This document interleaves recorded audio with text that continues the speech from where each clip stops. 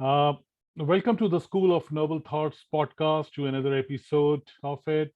And today I've got a unique human being, a self styles lifepreneur, and a person whom I have been following on various communities online and social media for quite some time now, and a person leading with a life full of compassion and love as the basis of his lifeline. And to give you a little bit of eagle's eye view on Jason's life, uh, Jason has been leading teams in service industry for more than 20 years, and he has worked in multiple states with different cultures, and the one common factor what he attributes to his success has been leading people with heart influence. He discovered that people naturally want to work hard and produce positive results, and through employee engagement and treating people like human beings, a culture of trust, respect, and communication will develop, allowing people to thrive. This not only creates a great work environment, but also has proven that it impacts the business with positive financial results. That's what Jason believes in. Jason started working in retail at the age of 14, excelling at customer engagement. In his early 20s, he worked in hospitality industry, quickly learning how a positive guest experience created a repeat business. Over the last 20 plus years, he has held several leadership positions in corporate America. The teams he has led have been ranked nationally in America at the top percentile year over year in revenue growth and in profit margins, all while maintaining a high client retention and high employee turnover. He's a proud founder of the personal development podcast, Own Your Space, where he talks of the power of mindset and owning the power within you. He claims that the key to his success has been personal accountability and leading people with heart influence.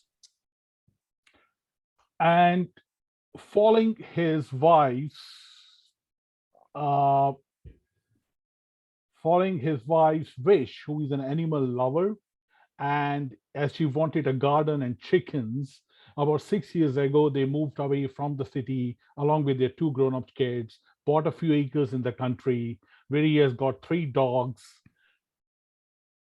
three cats, 14 rabbits, and as he claims, uh, about 85 chickens, give and take. So, not withholding anymore, taking your time. Well, I would like to welcome one and only one, the legendary, heart influenced human being, um, Jason Johnson. Welcome to the School of Noble Thoughts episode show, Jason. How are you today? I'm doing wonderful. Wow, what an introduction, man. I feel like it was there's a movie or a book or I'm winning an award or something. That was amazing. You're Thank welcome, you. Thank you so Jason. much. It's all you. It's all what you're doing, and that does deserve the the words we have given. I mean, we have spoken of. Yeah. Uh, Tell us about your childhood, basic education, schooling, Jason. Yeah, I grew up my father was in the military in the Air Force, the United States Air Force. And we traveled around a lot. I was born in Germany, lived in several states in the US. But we moved about every 2 to 3, 4 years or so. It just depended on where we were at, what was going on in our lives. And by the time I was 12, I probably lived in 6 different states or 6 different houses. My parents had just gotten divorced. My mom, my brother, and I were moved about 1,000 miles away from my dad, and so I was starting, fresh as a new teen in a new school again, and I felt this time it was a little different. I felt abandoned. I felt by my dad and somebody I idolized. And so I got involved in a lot of activities in school because I felt the need to have self worth because of that experience that I had in my life. And so I got involved in everything, just whatever I could do: student government, National Honor Society, Pep Club. I got engaged in my schooling and challenged my teachers, and so I had a pretty good upbringing in school. And then And this was I all went. in, this was education you had in Germany? No, I was born in Germany, but we left there shortly after. Okay, So this was I went to high school in Arizona, Phoenix, okay, Arizona. okay. Um, but yeah, that was kind of my upbringing. We moved around a lot, so I learned to become accustomed to change. Okay. It was ingrained in me at an early age. New Trying to navigate my way through new environments was something that was ingrained in me from moving Hmm. around a lot. But yeah, that was me growing up, and then I went off to. I immediately started at the community college the day after I graduated from high school, or maybe it was the day before. It just went right together. And then both summer sessions, and then I went to the University of Arizona where I studied business. And I was sitting in class one day and felt like I didn't belong. I just wasn't in the right place, so I dropped out Hmm. and got a job and had some life experiences and just that was it. Just I worked several jobs. I delivered pizzas. I worked in a print shop. I worked in a hotel, restaurant. Um, and then 20, a little over 22 years ago, I got a job in the industry I'm in today. The How, last 22 years, I've only worked for yeah. two employers. Yeah. How old were you when you came from Germany, when your father came back to States? Yeah. I was about a year old. So you have like you lived in Germany basically 1 year. That's what you Yeah. like a Yep. kid. Yep. Military base.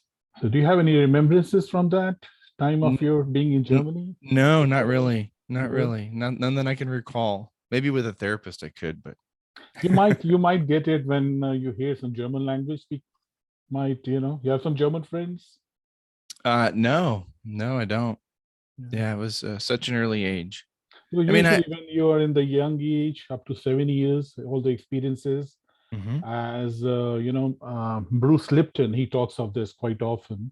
yeah, The famous, you have heard of Bruce Lipton, haven't I you? love Bruce. Yep. Yeah, yeah. So he talks of that anything what happens in your life till 7 years of your age, that remains, that program get programmed into you. So there are basically, this is one of the ways when your life, whatever you're doing today, is a result of what you did up to 7 years, or then you started did it artificially. You reprogrammed yourself. So I think you, whenever you learn hear German language, you might you might Well, get some listen, sort of. to stick with Bruce Lipton's theories, uh, of the first 7 years of your life. I mean, the first 7 years of my life, I lived, from when we moved from Germany to Georgia to Arizona to Texas, and in Arizona, two different homes, and in Texas, two different environments. So, I mean, it was quite the first 7 years of my life was change and adapt, new, learn, discover. Hmm. Um, and so I think that's probably the roadmap of who I am today. I could so correlate to your life, Jason. I mean, it's a pity that we are again onto the paucity of time. I could speak with you for hours, man. I can just tell you that this is so correlates to my life. My dad is also has been Indian Army ex-officer, Hmm. and I remember my childhood in India, moving from one place to another, Yeah. all around the country, and it is like I'm telling you about within a country, right? uh, and obviously the the culture of the defense services is basically it affects the children in a huge way, because in the positive and in a negative, I would put it like this, Yeah. that you never have any permanent friends in your life. That's the hindsight of it. And you have good side of it is that you are always in the form of on that go to make new friends. You Hmm. got to do that. You got to adapt to the new atmosphere. So I do not know, I mean, this is something I could correlate to you, that you traveled with your dad while he Yeah. was serving. Yeah. When I was a kid, it sucked, to be honest. I mean, it just was horrible to make a friend and then have to leave, and then make some friends and then have to leave, and then And make some back, friends. yeah, and back in our time we didn't have so much of internet, right? At Oh, that there, yeah, time well, there wasn't any, and it was just coming up at that time. I think it was yeah, in early 90s or something. Yeah, late yeah. 80s. So I'm 47. So I born in 75. So in those first few years of my life, there wasn't. There was I mean, nothing much about I that think we time. had 5 channels on the TV. I mean, that was in America, right? But just Yeah. imagine in India, I mean, Oh remotely, yeah. we had just one channel, and that used to work for 3 hours a day. you know, That's right. and we used to watch the yogas. Yep. So I mean, Yeah, you're but lucky to as be born in America, that you had that development at that time. yeah, for sure, man. Yeah, But I think both you and I, as adults, can look back on that and be appreciative of having those experiences, right? yeah, we did. Yeah, we did, Yeah, and we did have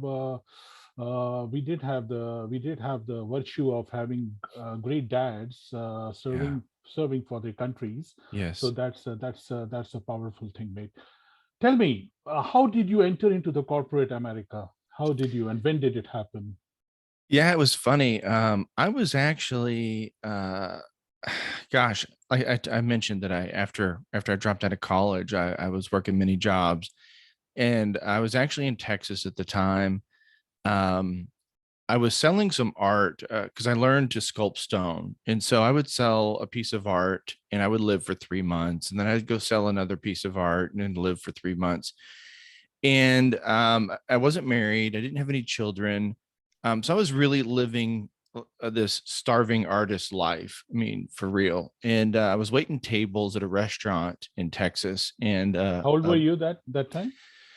oh, 24, 24. 20, 24, 25 years old. And I had a buddy call me that is a childhood friend. Our parents, my mother and his mother, knew each other in high school. And so he was like a brother to me, or still is. And he called me from Arizona and he said, hey, come back to Phoenix. I have a job for you. And I said, what's that? And he said, selling coffee. I said, he says, you'll do good at it. And I said, how is selling coffee in Phoenix, Arizona, where it gets to be, 118, 120 degrees Fahrenheit? Right. How is that a good job? And he said, Right. no, man. He says, you're good with people. Yeah. I can't promise you what will happen and like where your career will go, but I can bring you in at the ground level. So I did that. I drove a truck. Delivering coffee product goods around to different businesses, and it was all customer service. And it took me right back to the hotel days. I just implemented hospitality into the experience, and it served me well. Got it. I was promoted 3 times in 3 years, and next thing you know, at the age of 27, I found myself in Salt Lake City as a general manager, Salt Lake City, Utah. What Um, company was that, Jason? I started my career with Aramark. They're a Okay. global company, food Okay. service company. Okay. I was with them for 15 years. And then I moved again. I moved several times, but Hmm. I came to Texas in 2000, the end of 2013, with my wife and 2 kids. Hmm. I had left Aramark. I was looking for some change in my life, and I joined a wonderful organization, Compass Group, who actually is headquartered in the UK. Hmm. They're also a global food service outsource company. What what And what what do you call it? What's the name of the company? well, Compass Group is the parent company that I work for. Okay. I work for Canteen, which is a division of Compass Group. Okay. Yeah. So that's where you are right now, aren't you? That's where I'm at right now. Yep, I'm in Dallas, Texas, with Canteen. We have one of the largest branches in the country. Awesome, man. Um, Awesome. yeah. And that you have been here into this company, I think, over 15 years now. Well, with Compass Group or Canteen, I've been with them for 8 years. 8 years. Yep. Good. So you did have a passion for when you were driving that truck. Yeah. Did you have that passion for entrepreneurship or so-called entrepreneurship or growth or leadership? Do you think you had that time, that stimul in you when you were driving that truck for the first time? 100%, man. When I was in that truck, there were other guys that were doing the same job, and they would talk about being a delivery person. And my in my mind, when I had that opportunity to have a truck, I felt like in my mind, like I was a franchisee, like I had been given a brand, I had Yeah, been given a uniform, I'd been given product, I'd been given a customer base. And it was my job to make sure those customers had what they needed. And so that's what I did. I took it as I'm going to be of service to these people, these companies, and build relationships. right. And it was funny, because I talk about here we are in 2022 22. Yeah, talking about leading with love. right. And in 2000, the year 2000, 22 years ago, I got back one day from running my route, Hmm. and the general manager came to me and she says, Jason, your sales are low. You need to increase your sales. And I said, well, my customers, I had just gotten the job. I said, my customers are upset. I'm trying to build relationships and show them some love. And those were the words I used 22 years Absolutely. ago. I said, I want to show these customers some love. Yes. And she looked at me like a deer in the headlights. Like, I can't believe you just said that. Like, we're supposed to be selling stuff. What year was that? That was 22 years ago, the year 2000. She And she must be thinking you're from the out from the blues. yeah, and Come in the planet. Darpan, man, what's really interesting is several months later, she came to me and she handed me an American Express gift card for $2,000. And she said, Jason, Yeah. you won the national contest. And Really, I said, what contest? I didn't even know there was a there contest was a going, contest there. but I sold as a route driver. I was the number one salesperson in the country for route drivers with increasing my product sales at my customer base. And Lovely. I wasn't even focused on the contest. I didn't know it existed. What I was focused on was caring for my customers, So being you there, yeah. showing up, giving them love. And the result was a financial reward. Awesome, man. Awesome. And where did it came in? If you take you back to your childhood and your growth, where do you think this came up when you had this in the company? I mean, what anything which from your childhood you could correlate to that, which which brought you that entrepreneurial spirit in you, and this coming from the point of heart point and Well, from love. yeah. Well, my dad, when I was about nine, I think it was about 9 years old. Yeah. My dad, when my parents were still married, Hmm. my dad, my first of all, he was in the military and he served our country. But when he wasn't working for the military, he was constantly building things for people out Right. of wood. He would build homes, he would build coffee tables, he would build beds, furniture. He Furniture. was Yeah. he was a carpenter at heart. And I would go with him and I would spend many hours, many days in the garage on the other end of a table saw or handing him tools. I mean, he was just an engineer at heart, a carpenter at heart, and Hmm. he was always building things for people. Yeah. And it was amazing. I mean, he's so talented. He could build just anything he put his mind to. And when I was about 9 years old, he said to me, son, what do you want to do when you grow up? And he was in the military, and I idolized him at the time. And so I said, well, maybe I'll, go to the Air Force. And then, Hmm. and the NASA program was big at the time. And I said, I'd like to walk on the moon, Dad. And he said, he says, whether you want to walk on the moon, be an astronaut, or be a doctor, or be whatever you want to be, you can. He said, if somebody else can do it, you can do it.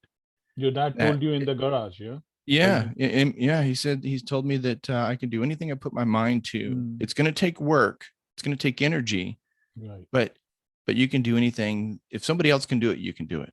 And so I took those words to heart, and I tell that story at presentations, Yeah, speaking to my team, that it is about mindset. That's the first step. Like true. if you tell yourself you can't do it, then the journey stops there. Absolutely. Absolutely. These are the powerful words. Your dad is still alive, Oh Jason? yeah, yep, Yeah. Okay. absolutely. Yeah, golden words, yeah. God give Yeah. him long life. Um, Man, this is a powerful thing, actually. This is the concept, what your dad gave you, I think, in my opinion. This is all which has been talked again and again now, years later, and it Yeah. has become a huge science around mindset. What you have started a podcast basically. Had you not got that inspiration from your dad at that time that you can do anything what you want, just if you put your, efforts into it and your mind towards that. So that was, I think, a powerful advice to you from your dad. Yeah, absolutely. And then, so he taught me that. And so I always strive to do good and and challenge the status quo. And Have I you been think able to? Have you been? Sorry. Have you been able to give this, pass it on to your kids, the same advice? I do. Just I do. curious. Just It, curious. yeah, it's a different world too. Back then you had to physically do things to get things. Hmm. Now, now you can just push a button and it shows up at your door, right? It's a different world. Amazon, uh you heck, if you want a date, you can push a button and somebody will meet you, right? Yeah, that's It's true. so Yeah. it's So a you're living in different information world. age now, Yeah, basically. so Yeah. I try to instill that in my kids, but there's challenges of being a parent, and but yeah, I talk about it all the time. Sometimes I get the eye roll too from my 17-year-old daughter. Like, oh dad. Oh yeah, I know. I know that. I could correlate to that as well. So no worries. You're not alone in that. Across the always Atlantic. I'm always working on my parenting skills. Absolutely, absolutely. Like we all do that. Don't worry. That's right.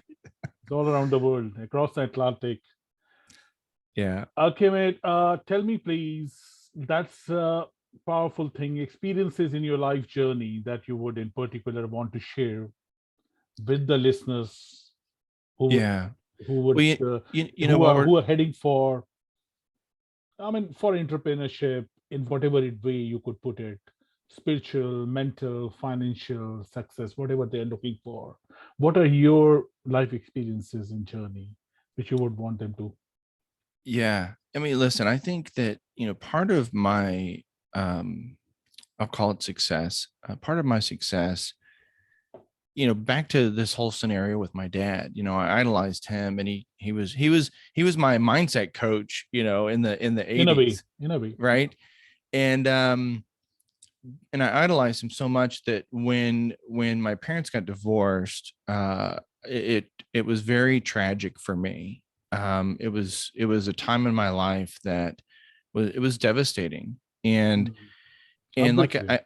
I think I mentioned, that when I moved 1,000 miles away to go live with Mhm. my mom and my brother, it was almost like I tried to do as much as I can, because the divorce, I felt abandoned. I felt worthless. I took it very personally, right? And it was really nothing to do with me. It was between my parents.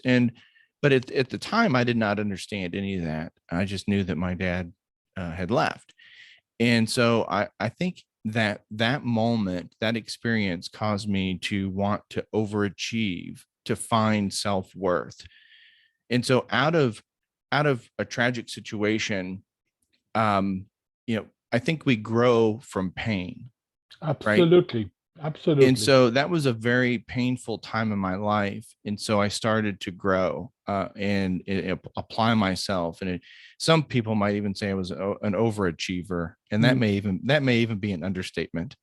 Um, but one of the things that I really learned is because I strive to be the best at everything, but I ruined some relationships along the way, man. And years later, I realized that being the best wasn't the important thing. It was the journey. It was because I had been focusing on destinations. I had been focusing on goals. And exactly. and those things are important. I'm not diminishing. Absolutely. Goals are absolutely important, and we should all have goals, and we should all strive to do the best we can. But my golden advice is that along the way, make sure that you enjoy that journey. Make True. sure that with the people around you, you're not you are a sole person, but you are part of a community. True. um, and you should have some kindness with your interactions along the way. True. And that's really what it's about, man. True. True. Yeah. True. And that's the I think that is the base for the mental success. Hmm. What every youngster today wants, and what every entrepreneur, would-be entrepreneur, is looking for. And not only entrepreneurs, a general human being. I mean, everybody is looking for something to be better off in the future. And mental peace is very important for that. I mean, you cannot be achieving anything big, growing, if you are in a state of chaos and mental turmoil all the time. So Yeah. what you have said is it's a powerful thing, being in a state of happiness. I mean, that's what you are trying to tell here, to follow, enjoy the journey, what you are. Yeah. And your journey is unique. Everybody has got his own, and there are no two journeys alike. Yep. So you have got only two options. I mean, doing those journeys, either you say my journey was so bad, or you say that my journey is so good, and I'll try to make it better. So that's a very inspiring statement, Jason. Now, coming back to your company, corporate America, where you are Yeah. serving now, Yep. what do you think are the future plans of growth in the industry? What you are into, at as a free thinker, a leader? Yeah. What are your 5 cents on it, please? Yeah. I think the human connection is the next biggest commodity. Okay, Um, because you know, up until COVID hit, we've been becoming more and more disconnected from being connected. correct. And then the last couple of years has really kind of, Change the game. I mean, like drastically, right? I mean, like running into a brick wall, and it stopped everything. It slowed everything down. Yeah, People are working from home, and I think that we should have some sort of flex schedule. I think that we should reconnect with our personal relationships, reconnect with family, enjoy those moments. But what I'm trying to do, or what I am doing, is bringing that experience into the workplace. um, you know, for a long time we have work and we have our life, true. and yeah, we go to work and we're one person there, and then we come home, and then we're a father, we're a husband or a wife or a son or a daughter. And I think that it's important that we I am a whole being, right? I am my whole self. I put my life into my work, and I put my work into my life. True. And so those are bringing humanity, humankind into the workplace is what I'm working on now. And that's getting to know people, slowing things down. That's so powerful, mate. That's so powerful, and that's the way the world should be going now in the future, because Yeah. we have had enough of everything. Whatever we have seen in our lives, I don't know. I mean, we have seen so much of things, so many things which have turned around in our life. I mean, even if you see the political, economical situation in the world right now, mate. It's so terrifying. Yeah. It's something which we need this. We need these being heart and heart centered being. Coming from the point of love. Even if you go to your local vendor, to your grocery store, you come out of your house. And this is something which we have to teach our children. I feel. Yeah. That the world is no more the same thing what it was earlier, right? Where you had in USA somebody living in remote part of US, and there is something in the remote part of Asia, or that part across miles and miles. It's no more far. It's Yeah. all at a tip of. I'm talking, you are sitting in Texas, I'm sitting in south of England today. We are communicating. I've been following you. I see the things what you're doing on daily basis. I follow you, man. Yeah. You Thank see you. what I'm talking of. You take Yep. the gems out of me. Yep. So we got to be in a state of love, and that's a very powerful message. Jason, tell me please, what are the five, because we've got just 5 7 minutes left. Jason, we don't want Yes. this to be happening again. Yeah. Already done Yeah. that. Tell me your five key important tips for the future listeners, I mean entrepreneurs who want to be really successful in all different aspects of life. What do you feel about that? Say what you got to say, please. Yeah. So, leading with love is an energy, right? Yeah. And so, I think that leading with love, being kind is so important. It's an exchange of energy. It helps us move through life, work, home, um, our children, whatever, in a much better way. So True. that'd be one. Be authentic. Do what you say you believe what you say you do. True. Be authentic, um, and people will find you. You don't have to try to be somebody else. Absolutely. Be your whole self. Be authentic, and then when you're with somebody, truly connect with them. Meet them where they are without judgment, True. because they have their journey, right? Have empathy. Everyone is going through something, Something. and you don't Absolutely. have to necessarily understand it, because you have your things that you're going through. And Right. so that's really, and then I guess the fifth thing is,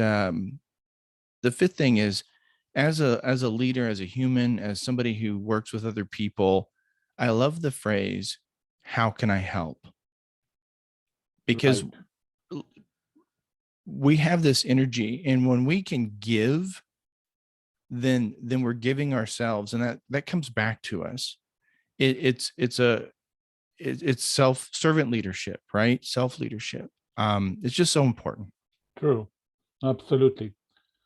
Jason, these are so powerful advices. I think if these were to be brought into any young upcoming entrepreneur today, or any as a I mean as a life line, principles, these are so powerful. Thank you for that. I mean, Absolutely, I man. really appreciate Thank you for you. that. Jason, what would be your, before we finish this talk with you, and we are within the time frame of the Yep. Zoom parameters, what would be your parting advice to this world? Let's say if it was your last day and you had your parting advice to the world, what would that be? Yeah, man, so much. The name of my podcast is Own Your Space. Oh, I love that. I love your podcast, And man. I love your podcast. thank you so much. And it's really about taking personal accountability, starting with yourself, because everything in your world is going to start with yourself. You've heard the phrase, you can't love others until you love yourself. True. So it's, instead of telling people to be kind, tell yourself to be kind. Be kind to others, be kind to yourself, be kind to your coworkers. And that's my phrase is, how can I help? And you don't always have the answers, but just by asking, how can I help, starts a dialogue. And sometimes people self-discover that, as a leader, I can say, how can I help? And then we start talking, and then maybe they can help themselves, but they just didn't realize it. And so that question, that comment, that phrase, it's starting with yourself. Be kind to yourself first. Be kind to yourself. So powerful, Jason. Thank you very much for your time, mate. And I'm so thankful to you and for your philosophies. Just keep banging the way you're doing it, mate. You're doing an awesome job through your podcast. And I'm going to put up the links for your podcast when we put this up into all the platforms. You are the second episode of this show, and so there's nothing but I have huge plans for it. So we're going to put it up all everywhere where it's possible. And you're an awesome human being, Jason. Thank you for you being you. And I will talk to you soon, mate, for the next time. Darpan, thank you so much. Thank you. I'm I honored. appreciate Be you, mate. blessed, my friend. Thank you. You have a good day. Bye bye. You too. Bye. Bye.